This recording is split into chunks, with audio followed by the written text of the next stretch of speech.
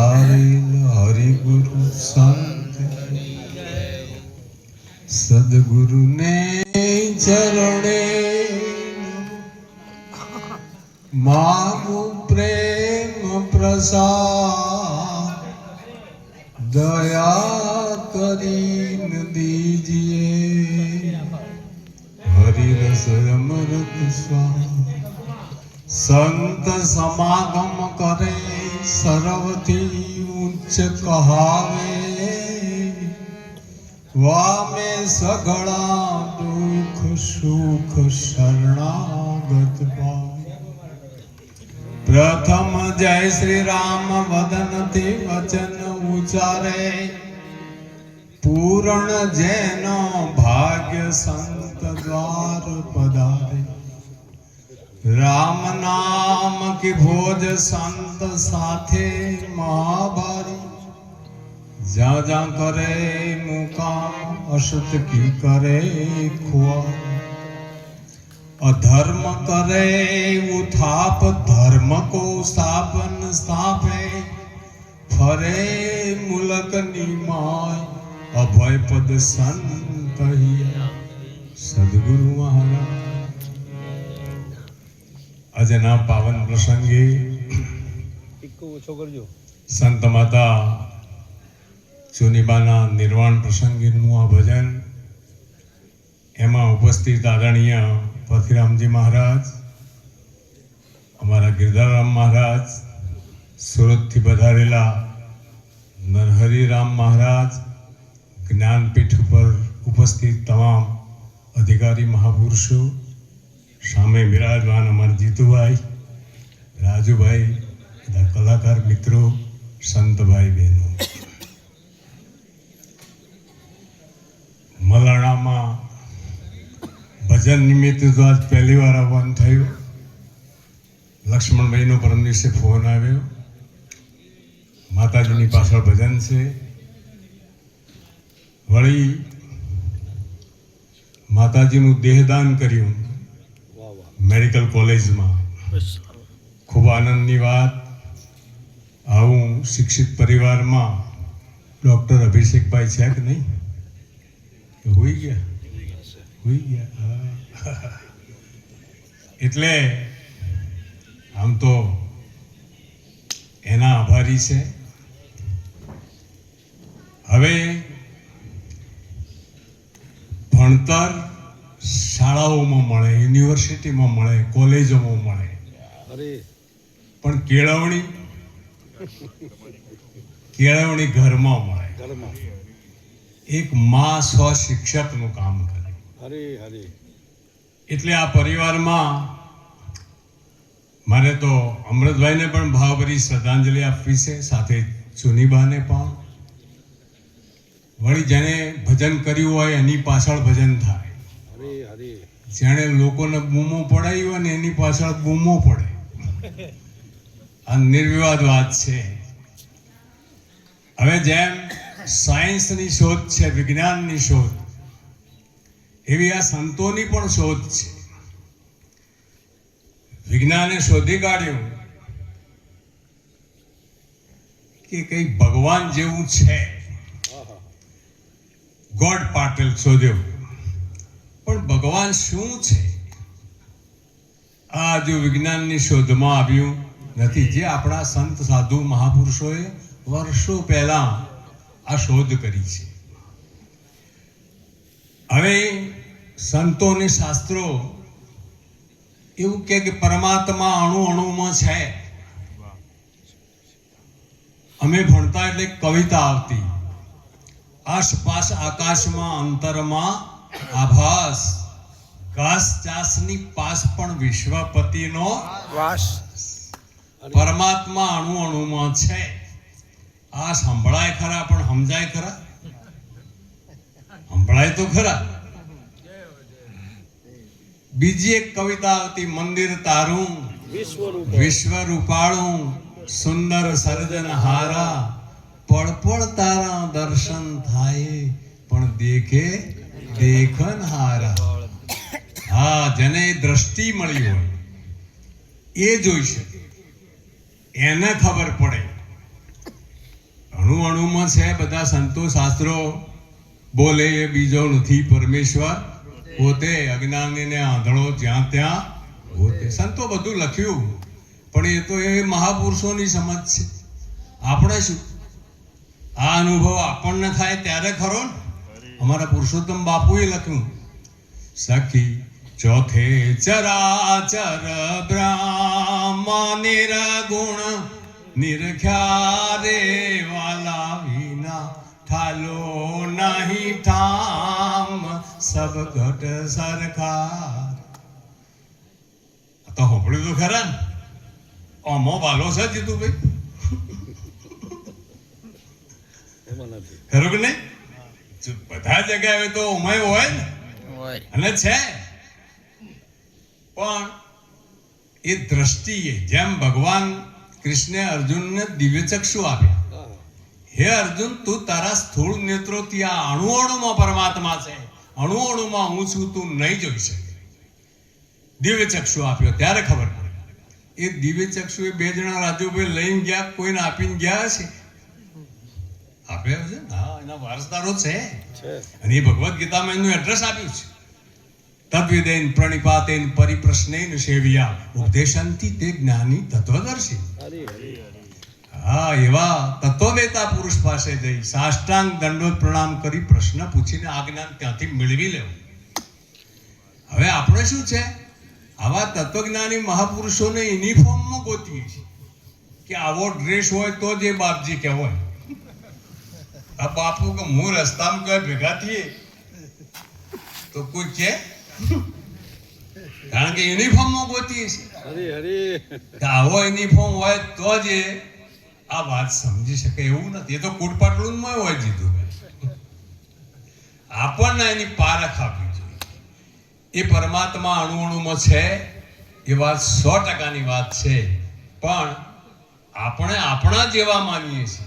સંત સાધુ આપણે ગાંધી બાપુના અંગત સેક્રેટરી મહાદેવ દેસાઈએ એક જગ્યાએ લખ્યું છે કે કોઈ ગામ એવું નથી કે જ્યાં કોઈ ખબરદાર કરનાર વ્યક્તિ ના હોય, કોઈ આવો જ્ઞાની પુરુષ ન હોય એવું કોઈ ગામ નહીં હોય. પણ આપણે એને ઓળખતા અને એ લોકો કોઈ પ્રચાર કરતા નથી, વચ્ચે જ રહે, બધા વચ્ચે રહેશે. એટલે આપણે આ વાત એના પર ભરોસો આવતો નથી. એટલે મનુષ્ય જીવન એટલા માટે મળ્યું, સંતો શાસ્ત્રો આ બધું કહે જ છે કે ભાઈ કોટી જન્મના પુણ્યથી મળ્યો મનુષ્ય અવતાર, ભાવ થકી હરિ ના ભજ્યા તો લાખો વાર ધિક્કાર. ધ્રુવની માતાને ધન્યવાદ, પ્રહલાદની માતાને ધન્યવાદ, નરસિંહ મહેતાની માતાને ધન્યવાદ, ને આપણી માતાને ધિક્કાર કેમ મળે? આપણી માતાને ધન્યવાદ મળવો જોઈએ ને. પણ થાય છે, હજુ વાર છે, હજુ વાર છે. વળી કેટલાક ને પોતાનો અહમ નડે. હા, બહુ ભણતર થાય ને તોય અહંકાર આવે. એક વાત છે, બહુ જ્ઞાન થાય તોય અહંકાર. નિરાંત બાપુ તો લખે, અરે ભણીને ભણાવી રે, સુણીને તે શું કર્યું રે, એ ઓળખીના જાણ્યું પોતાનું આપ, વાંચા કે ના જોયો રે, વાંચામાં નથી આવતો રે, એ આત્માના દર્શો છે વિશ્વમાં વ્યાપ. આ વ્યાપક તત્વ છે પણ ઘાટના ઓઠે અઘાટ છે. ઘાટના એટલે નિરંતર લખે, તારા ઓથે હરીને નાથી ભાળ, કુંડળ ઓઠે જેમ કનક ઢંકાય, બીજો નાથી બોલ. તારું ઓઠું છે. મહેંદીનો પોંદડો 1 મહિનો લઈને ફરી જઈએ તો કલર આવે? કેમ નથી? આમાં છે કલર, પણ એને વટાઈ જવું પડે. મિટા દે अपनी हस्ती को और अगर कुछ मर्तबा जाए. આપણે તો શું છે, આપણે રહેવું છે, ભગવાનને મેળવવું છે, બે કોમ હાથે કરવું છે, બની શકે. એટલે નિરાંત કહે છે કે તારા ઠેકાણે હરીને ઠેરાવ, એ આવું સમજે તો મહાસુખ થાય, બીજો નથી બોલ. પણ પ્રગટ પુરુષો પર ભરોસો નથી આવતો. અખાજીએ લખ્યું 100 મણ અગ્નિ લખો કોરા કાગળે, 100 મણ અગ્નિ કાગળમાં લખીને રૂના ઢગલામાં મૂકો, કોઈ થાય છે તું ભાઈ? અને હાચો તણખો આવી જાય તો ઉઠાઈ લે ને. એટલે પ્રગટનો એટલો મહિમા. ફુલાર કરીએ છીએ, આરતી કરીએ છીએ, પૂજા કરીએ, એનું કારણ શું છે? ભગવાન કૃષ્ણએ એ વખતે એમના સમયમાં અર્જુનનો ઉદ્ધાર કર્યો, પણ એ વાત અત્યારે આપણે સમજવી હોય તો કોઈ પ્રગટ મહાપુરુષ પાસે કૃષ્ણની વાત ત્યાં મળશે. એટલે ભક્તિ કરે તો એને વિશ્વાસ લાય. એટલે ભગવદ્ ગીતામાં ભગવાન કૃષ્ણ કહે સર્વ ધર્મ પરિત્યજ્ય મામ એકમ શરણમ વ્રજ. તારા બધા ધર્મો છોડીને મારા શરણે આવી.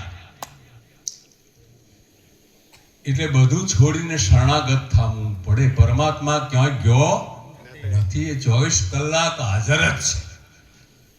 પણ આ દેહ એ હું છું.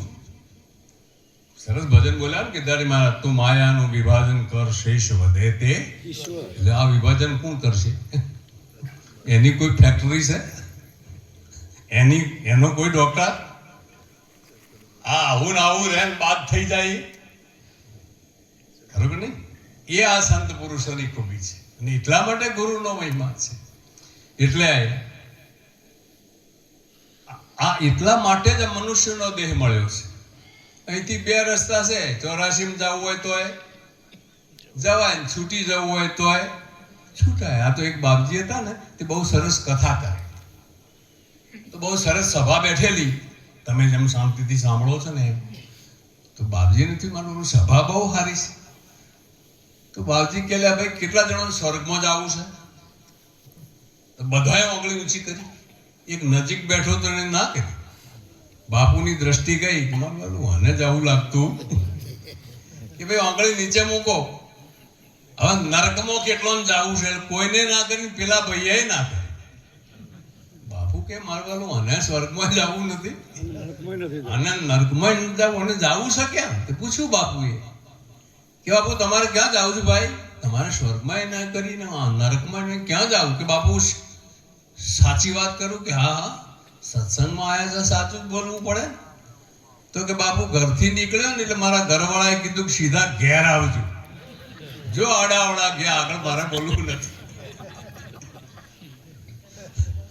સીધા ઘેર આવજો. વાત વિનોદ આવે, પણ વિનોદની વાત નથી, હસવાની વાત. આપણું ઘર કયું? આવી તો ગયા છે, પણ જવાનું એડ્રેસ 3.5 મણનું સૂતર ગુચાણું, એનો હાથ ન લાગે.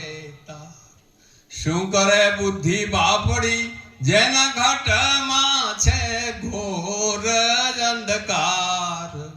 જ્ઞાની સદગુરુ, જ્ઞાની સદગુરુ જોશે. હા, કારણ કે હવે વિશેષણ મૂક્યું આગળ, જ્ઞાની શબ્દ વાપર્યો. કારણ કે ગુરુ ઘણા ફરતા થઈ ગયા છે, એટલે આ જ્ઞાની શબ્દ માંગ્યો. આગળ ઋષિકાળમાં ફક્ત ગુરુ શબ્દ હતો. કબીર સાહેબના વખતથી આ સદગુરુ શબ્દ આવ્યો છે. છેતરનારા ફરવા માંડ્યા ને એટલે સદગુરુ શબ્દ આવ્યો.